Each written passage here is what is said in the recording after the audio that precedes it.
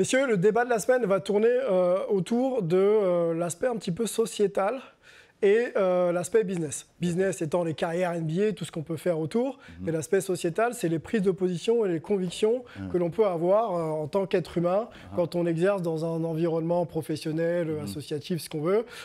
Souvent, on peut avoir des velléités qui vont à l'encontre de son employeur. Exactement. Est-ce que dans le basket et dans l'environnement NBA, ces convictions, ces prises de position sont possibles? Et encore une fois, est-ce qu'il est possible de mener une carrière et d'influencer toute une communauté autour de ces convictions? C'est un peu la question que je voudrais qu'on se pose. C'est pas évident, mais on va essayer d'y réfléchir ensemble. Avant d'aller sur le contemporain et donc l'actualité, on peut peut-être avec Aymeric, je sais que tu es féru de ce type de thématique, de resituer un petit peu quels étaient les premiers activistes en NBA. Et moi, j'en vois deux. On va peut-être pas développer plus parce qu'il y a quand même beaucoup de choses à dire, mais je pense à Bill Russell et Karim Abdul-Jabbar. Est-ce que déjà tu peux situer, pour ceux qui ne connaissent pas ces profils, qui étaient donc des joueurs légendaires bien sûr en NBA, est-ce que tu peux resituer un petit peu, en quelques mots, l'action de Bill Russell et celle de Karim Abdul-Jabbar? Bill Russell et Lou Alcindor, donc Karim Abdul-Jabbar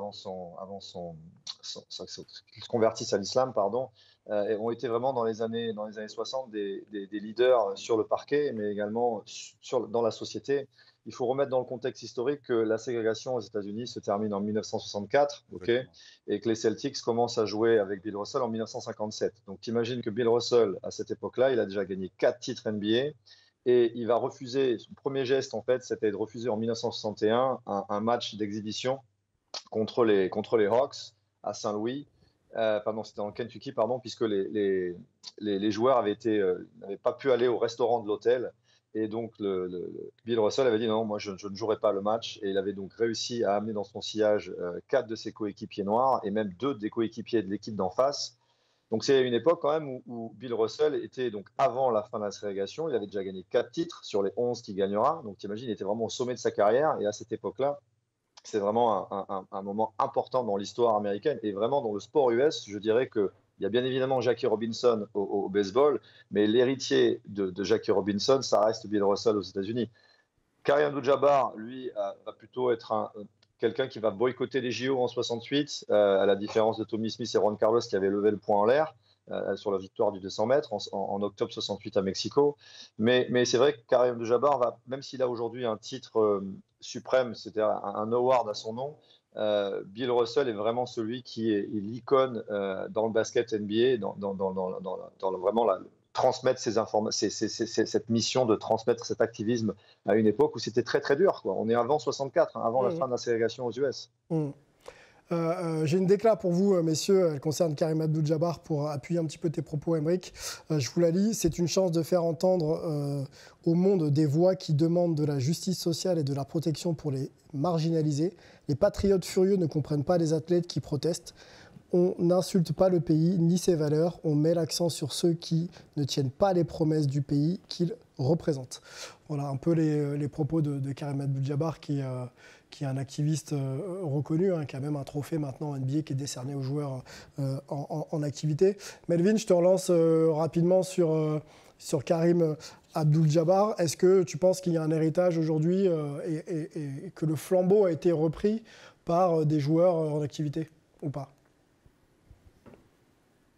Oui, clairement. Clairement, ça a été repris. Je pense que c'est vraiment monté en puissance ces dernières années. On peut citer quelques noms, que ce soit Chris Paul, Carmelo Anthony, Russell Westbrook, même LeBron James, un petit peu. Alors, beaucoup sur les droits civiques, mais aussi sur les violences policières, je dirais même les meurtres que les policiers peuvent commettre aux États-Unis contre la communauté noire, malheureusement. On a ça, et puis après, il y a d'autres joueurs qui sont peut-être pas dans le même niveau, mais un gars comme Steph Curry fait beaucoup d'opérations pour s'assurer que les enfants dans les quartiers défavorisés aient de la nourriture sur leur table. Tu parlais du trophée Karim Abdul-Jabbar, c'est Reggie Bullock de Dallas qui l'a gagné pour tout le travail qu'il a fait par rapport à la communauté LGBTQ aux États-Unis, et notamment le droit des transsexuels, parce que sa sœur, qui était transsexuelle, a été assassinée il y a quelques années.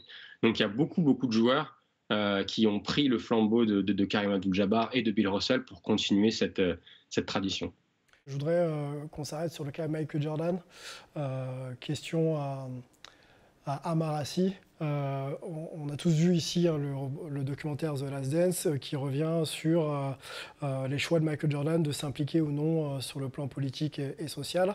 Et on se souvient qu'à une période de sa carrière, on lui avait demandé de se positionner pour l'élection d'un démocrate, Harvey Gantt ou non, et que Jordan avait répondu par la déclaration suivante les républicains achète également mes chaussures. Donc clairement, il n'avait pas souhaité prendre position et il était resté plutôt dans une dimension business. On apprend aussi, pour dire les choses très clairement, que c'était plutôt une private joke qui était un petit peu sortie et qui avait un peu posé problème. Donc je ne pense pas que ce soit les intentions de Jordan. Est-ce que Michael Jordan, si fort et si charismatique qu'on connaît, avec le recul de la carrière que tu as suivie du joueur, n'a pas un peu raté son implication sociale et sociétale aux États-Unis? Bah moi, pour ma part, je n'ai jamais vu d'interview, de vidéo ou de déclaration de Michael Jordan sur des sujets comme ceux dont tu viens de parler. Tu penses qu'il aurait pu Après, à l'époque, bon, peut-être que c'était un peu plus compliqué, même si c'était Michael Jordan. Il faut dire que c'était la première grosse star du basket mondial. Ouais. Aujourd'hui, c'est beaucoup plus simple. Mais c'est vrai que j'ai jamais entendu Michael Jordan parler de politique ou voilà, de défense des Noirs, etc. J'ai jamais entendu. Mais à la différence d'un LeBron James, voilà, qui n'hésite pas à prendre position et à défendre les droits des Noirs aux États-Unis, notamment quand il y a des abus et des violences policières.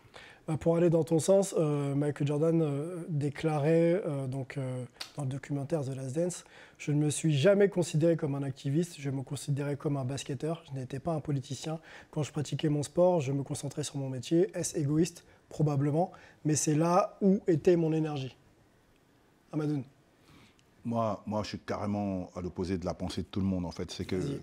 C'est que, et pas parce que c'est Michael Jordan ou parce que oui, c'est mon partenaire, non, sinon je ne me serais pas exprimé. Ce que je vais dire là maintenant, c'est que je pense que, tu sais, à chaque période, il y a des icônes. À chaque période, il y a un combat. Michael Jordan, il fait partie des Noirs qui ont fait rayonner les Noirs par son aura, par rapport à ce qu'il a fait sportivement. T'as compris, non? Les gens oublient souvent que, en fait, le regard d'un blanc raciste, ou même par rapport à travers le sport, tu comprends, non? Change. Parce qu'il devient fan de quelqu'un et forcément, il ne voit plus même la personne de race noire de la même façon. Jordan, déjà, c'est facile de demander à des gars de se positionner politiquement, hein, alors qu'eux-mêmes, des fois, ne savent même pas ce que c'est que la politique. Ce sont des sportifs de haut niveau. Il ne faut pas tout leur demander non plus. Tu comprends ce que je veux dire? C'est-à-dire que, pour moi, en fait, son travail, il a été fait de montrer que, ben, ça, c'est nous. Tu as compris, non? Et vous allez être composé avec nous. Je suis le plus grand sportif mondial à ce moment-là. Vous allez être... Et de là, intention ou pas, je suis déjà un icône. Tu as compris, non? Je suis déjà une icône et je travaille pour ma communauté. Ce qui fait que derrière... Ça engendre d'autres choses, du business. Tu as compris, non? Et du respect. Dire qu'il aurait dû crier, oui, arrêtez les flics de tirer sur les Noirs, non, ça n'aurait pas changé grand-chose. Chacun son rôle aussi, peut-être, non? C'est pas son rôle à ce moment-là. Et puis, il faut voir qu'il y a ce qu'on voit et ce qui se passe vraiment en dessous. Il n'y a pas les réseaux sociaux, il n'y a pas les moyens d'accusation, il n'y a pas la maîtrise de sa propre communication comme les gens peuvent l'avoir aujourd'hui. Bien sûr, LeBron James, aujourd'hui, il se positionne. Mais ça, c'est tout ça après le travail de tous ces gens-là, en fait. Encore une fois, il ne faut jamais oublier ce qui s'est passé avant pour que toi, tu te permettes d'être ce que tu es aujourd'hui. Tout le monde est quelque part à sa part du gâteau à apporter, si je peux dire comme ça. On parle de l'actualité, messieurs, ensemble. Black Lives Matter, c'était il y a encore deux ans à peu près. J'ai une décla à vous lire de Jonathan Isaac, l'arrière intérieur des Orlando Magic. Je soutiens absolument Black Lives Matter. J'ai juste senti que me mettre à genoux ou porter un t-shirt n'était pas indispensable pour soutenir ce mouvement. Tout le monde est fait, tout le monde est fait à l'image de Dieu et nous sommes tous loin d'être à la gloire de Dieu. Donc ça, c'est Jonathan Isaac, donc une autre forme aussi de message et d'activisme. On va sur le contemporain avec LeBron James, on en a parlé, Jonathan Isaac maintenant. Kyrie Irving, sur aussi cette gestion un petit peu du Covid chez lui, sa volonté de ne pas justement être vacciné, mais de rester quand même à la disposition de son club, lui a pas permis à ce qu'il puisse participer à la saison de manière globale. Est-ce qu'on peut, là je parle encore joueur à Marassi, est-ce qu'on peut aller au bout de ses convictions, les tenir et rester quand même dans un projet collectif qui associe quand même des responsabilités contractuelles ou alors simplement d'être présent et compétent parce que je suis payé pour ça? Est-ce qu'on peut faire les deux? Ça dépend qui on est. Ça dépend qui on est. Là, en l'occurrence, quand on parle de Kyrie Irving, oui, puisque c'est ce qu'il a fait. Et il avait le talent, il a l'aura. C'est pas un petit dans le milieu, donc forcément, le club était obligé de se plier à ça. Je ne suis pas sûr que le 15e homme de son effectif, s'il avait fait la même chose, il serait encore dans l'équipe. C'est même sûr que non. Donc ça dépend qui tu es. Que ce soit dans le basket, dans le business ou dans le milieu artistique ou que sais-je, ça dépend vraiment de la position qu'a l'acteur principal. En fonction de ton statut, tu peux plus ou moins aller loin dans tes convictions et éventuellement les faire passer. Aymeric, une réaction sur cette discussion et on conclura avec toi. Le cas Kyrie Irving, on sait que c'est un joueur que tu apprécies et que tu vois parce que tu es non loin de Brooklyn et de New York. Sa conviction d'être justement non vacciné, d'essayer de rester dans le projet collectif des Nets, est-ce que ça n'a pas perturbé un petit peu l'image de Kyrie et est-ce que ça n'a pas aussi perturbé aussi la saison des Nets? Clairement, ça a perturbé son image, ça a perturbé la saison des Nets. Ici aux États-Unis, c'est vrai que le vaccin a été rapidement politiquement utilisé par les républicains. Donc c'est vrai que beaucoup d'athlètes afro-américains et de la population afro-américaine vont plutôt être orientés démocrates, moins conservateurs, même s'il y a des Noirs qui sont républicains, bien évidemment, aux États-Unis. C'est vrai que ça n'a pas forcément fait plaisir, surtout qu'à New York, 95% de la population est vaccinée. On a été vraiment le centre mondial de l'épidémie et de la pandémie planétaire. Donc imagine que pendant avril de la pandémie, on était à quasiment 3000 morts par jour. Donc c'était un World Trade Center tous les jours. Donc ça a choqué beaucoup les New-Yorkais. Maintenant, cette décision personnelle de ne pas forcément tomber dans la vaccination, moi, je n'ai pas trop compris. Maintenant, je respecte la position individuelle de chacun, la liberté de faire ce que l'on a envie, même si parfois, comme on dit ici, on peut penser au greater good, d'avoir être à l'aise pour tout le monde et penser un petit peu à l'intérêt commun. Kyrie, pour moi, clairement, a eu un problème au niveau de sa public relation. Il y a eu un problème. Mais je pense que, tu vois, même Nike va s'arrêter l'année prochaine avec sa chaussure. C'est pas anodin, tu vois. Donc, ce sera la dernière Kyrie l'année prochaine. Voilà, on est quand même sur Kyrie, sur une fin de carrière. Et il a voulu être un peu le champion de l'anti-vaccination, un peu à la manière de Colin Kaepernick. Mais c'est vrai que Colin Kaepernick avait une cause beaucoup plus noble. Puis Colin Kaepernick ne joue plus en NFL aujourd'hui, hein, donc ça lui a aussi posé problème. Mais c'est vrai que pour remettre ça dans le contexte aussi, après, j'aimerais clôturer quand même sur l'activisme noir aux États-Unis et en NBA. Il faut aussi remettre dans le contexte que la NBA est une ligue à 75% noire, là où la NFL fait pas 60%, là où la Major League Baseball a seulement 10% de joueurs noirs. Il y a 30% des GM qui sont noirs en NBA, 25% de coachs sont noirs. Donc, c'est que ce sont des stats qui sont faibles, mais si on les ramène sur l'échiquier national des sports aux US, c'est les pourcentages les plus élevés dans tous les sports US. Donc, finalement, la fanbase découle aussi de ça. Donc, tu vas avoir une oreille beaucoup plus attentionné à ton égard, donc ton message va passer beaucoup plus facilement, que ce soit le I Can Breathe, le t-shirt de LeBron James quand Eric Garner se fait tuer par la police de New York, ou quand les Bucks décident en pleine bubble d'arrêter un match de playoff parce que Jacob Blake s'est fait shooter par la police du Wisconsin. On va avoir un message relayé par les fans et par les médias parce que la majorité des athlètes sont dans ce cas de figure. Donc c'est vrai que, comme disait Amadoun aussi, chaque époque a son leader, et c'est vrai que tu vois, j'aime bien parler souvent de Chris Jackson, Mahmoud Abdul-Rauf, qui a refusé lui aussi de se lever pendant l'hymne national. Il était là 20 ans trop tôt, en fait, si tu veux. Donc, chaque époque va avoir une façon de parler à son auditoire parce que le monde évolue.